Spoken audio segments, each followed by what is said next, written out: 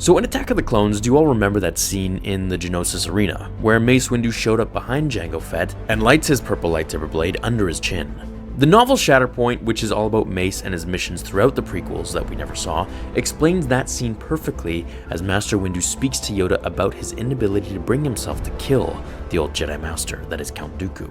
It starts by going over Mace reliving a bad dream that he had, where this time he went to behead Dooku instead of Jango Fett, knowing all too certain that Jango would have absolutely killed him in a fiery blaze of his weapon. But then the war would be over. The Jedi would all be saved at the cost of his life to take Dooku's. Mace was selfless, so why did he fail? As he describes the dream, he says that he always does things right in his dreams, and that when he wakes, that's the real nightmare, not his actual dreams. It's pretty heavy, I know. Now, I'll read the passage of him discussing his dream with Yoda, so here we go. Master Yoda found me in a meditation chamber at the temple. Your friend, he was, the ancient master had said, even as he limped through the door. It is a peculiar gift of Yoda's that he always seems to know what I'm thinking. Respect you owed him, even affection.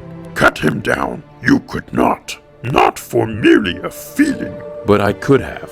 I should have. Our order prohibits personal attachments for precisely this reason. Had I not honored him so, even loved him, the galaxy might be at peace right now.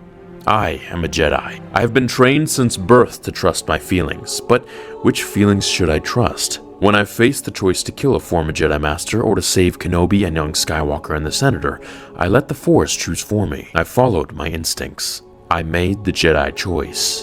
And so, Dooku escaped, and so, the galaxy is at war, and so, many of my friends have been slaughtered. There is no such thing as a second chance. Strange.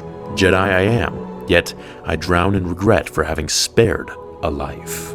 So it's pretty interesting to see here the inner monologue of Master Windu himself as he talks with Yoda about his struggle. Now, if he had put aside his attachments like he had been trained to do ever since he was a child, then the war would have been over. Or so they would have thought at the time. As we know, then Palpatine would obviously have thought of something else or brought General Grievous into the picture sooner by having someone oversee his transformation now that Dooku was out of the picture. What I find very interesting about this is that the Jedi swear by not having attachments, but right here is a simple one in plain sight. Master Windu had been trained to let go of attachments ever since birth, and he was the best at it. Of course, we saw he was so cold and callous towards all of them.